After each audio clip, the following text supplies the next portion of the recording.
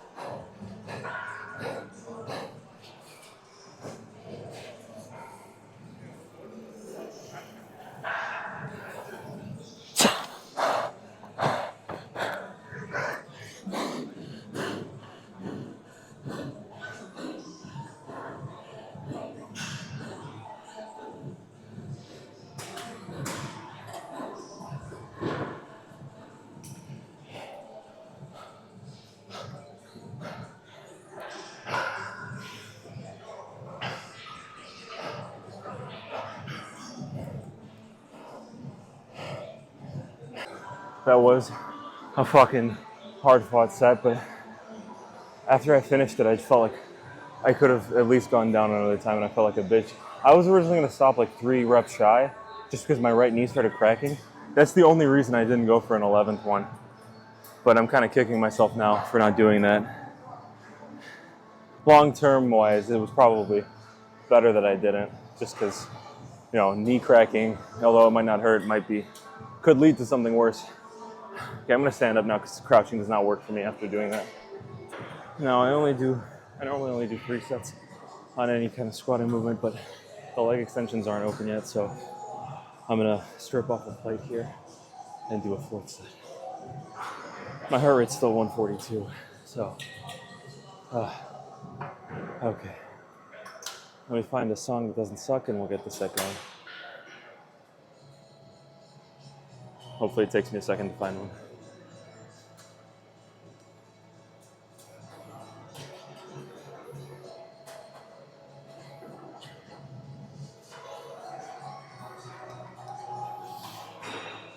I think I found one.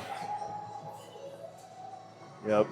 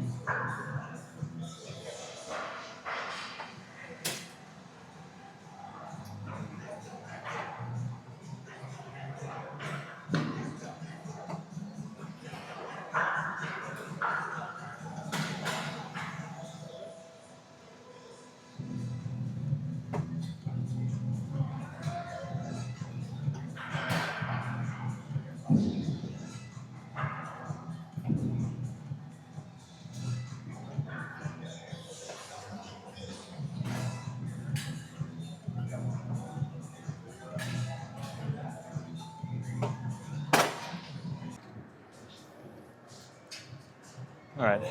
I didn't talk during the leg extensions, but they were good. Let me raise the weight here a little bit. I'm gonna do a couple sets of leg curls, and then that'll be the lift. I'm gonna do some calf raises too, but I don't know if I'm gonna record those. Oh, quads are fucking fried. I like the other leg extension machine more than that one because you can get deeper on the stretch, but this one still works.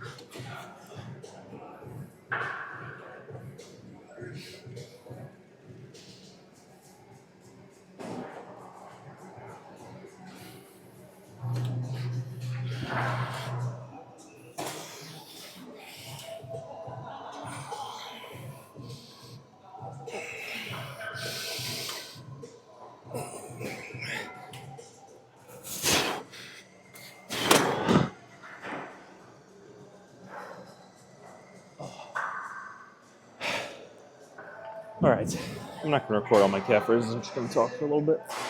Oh, I tried untying my shoes because I like to loosen my Converse when I do these, just so I can bend my so my ankle has a little more mobility. I couldn't even bend my leg. Oof. I mean, the combination of 4 sets of hack squats with the leg extensions and then the high rep leg curls, very solid leg day. And you don't really need much more than that. You know, a lot of people like to overcomplicate lifts, be like 15 different exercises, different rep schemes and shit like that. I mean, for quads and hamstrings, you at most, for quads, at most need 3 different exercises. I only do 2. In hamstrings, you can even get away with just 1. So I'd say a range of 2 to 3 exercises for the quads and 1 to 3 for the hamstrings, and you're set. You don't need to be doing 15 different fucking quad movements. You know, it's unnecessary.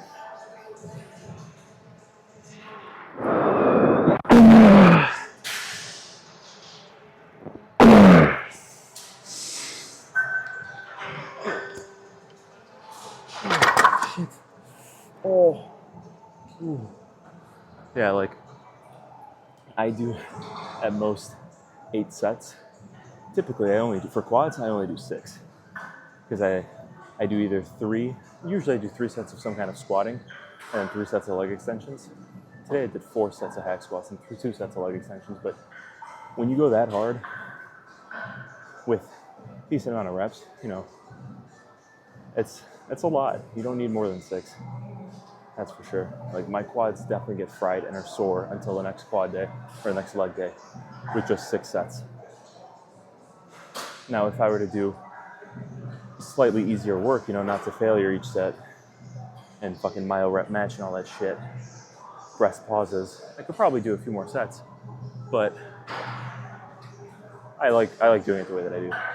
It's definitely a mind clearing experience. It's a little cathartic.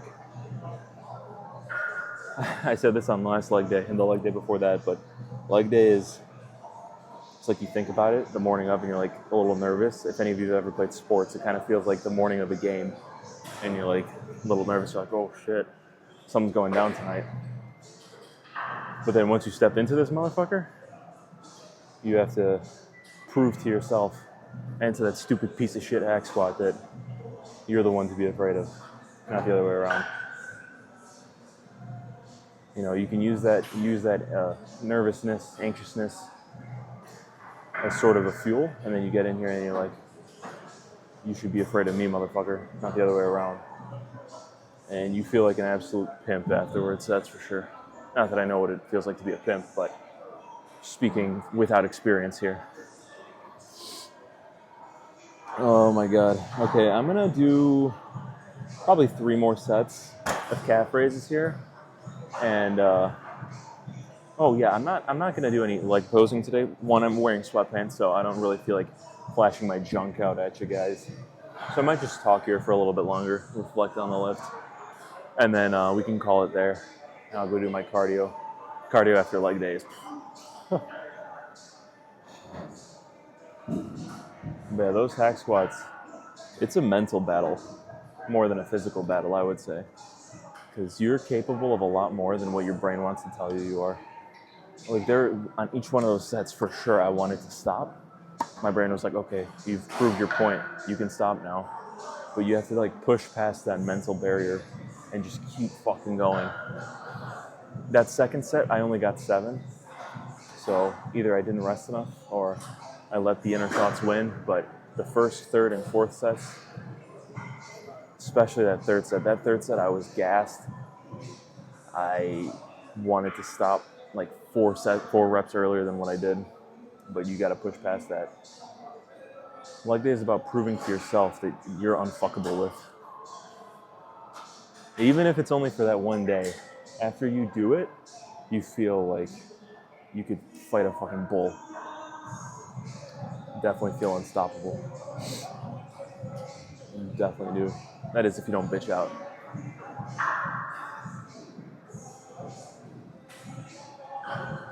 So lesson of the day is don't be a bitch. As Tom Platt said when he talked about squatting, you come to the squat rack and it's like a marriage ceremony, some shit like that. You know, you become one with the squat rack, but then after that you gotta show that motherfucker who's boss. And you don't leave until you prove your point. All right, I'm gonna do one more set here on camera just because I rested quite enough, and then I'll do the rest of my shit without camera, I think.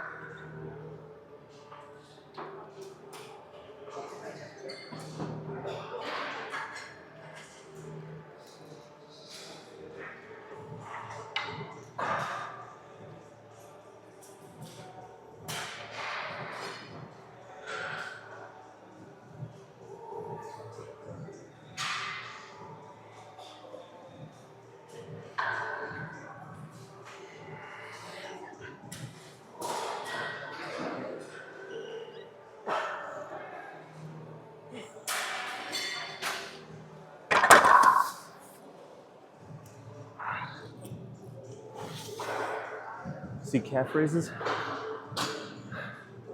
when you do a calf raise, it's such a short distance traveled that, let's say you squat in a 5 to 10 rep range. Yeah, that'll be effective because, you know, if you squat with proper form, you go essentially from the ground to your height. That bar travels from like here to fucking here, or more, depending on, more or less, but you know, you get what I'm saying. Calf raise, you travel like this much. So the distance traveled isn't that much, so the time under tension per rep is a lot less. So with calf raises and other movements with similar travel patterns, I feel like you benefit from doing more reps. Because like, how long does it take you to do 10 calf raises? You know, 15 seconds? So versus how long it takes you to do 10 squats, which could take you like a minute and a half if you're really controlling the eccentric. So, and you can't tell me that 10 calf raises and 10 squats are the same thing, because they're definitely not. Well, aside from the fact that they're completely different movements that work different muscles, but you get what I'm saying. Okay. Alrighty. Same with hamstrings too. The reason that I do such high reps on hamstrings is because I've heard that hamstrings are predominantly slow twitch, and training your hamstrings in a higher rep range is more conducive to hamstring growth because it's slow twitch muscles, and slow twitch muscle fibers respond better to higher reps. So, I mean, they definitely get sore and pumped really quickly from just doing one set of like 18, 20. So yeah. But yeah, I'm gonna finish up here. Lift was really good. You know, you might be dreading your next leg day, but afterwards you'll feel almost cleansed. Like, I have no enemies. I am a fucking samurai warrior. I am calm, cool, and collected. Alright. I'm gonna see you guys tomorrow. It sounded weird. I'll see you guys tomorrow for chest. And see, that's the best thing about push-pull legs is after this, you get to go and do chest day. So, I might be a little more fatigued for the chest workout because I did so much hard leg work, but that's okay. It's like a little reward afterwards. Alright, I'll see you guys tomorrow for legs.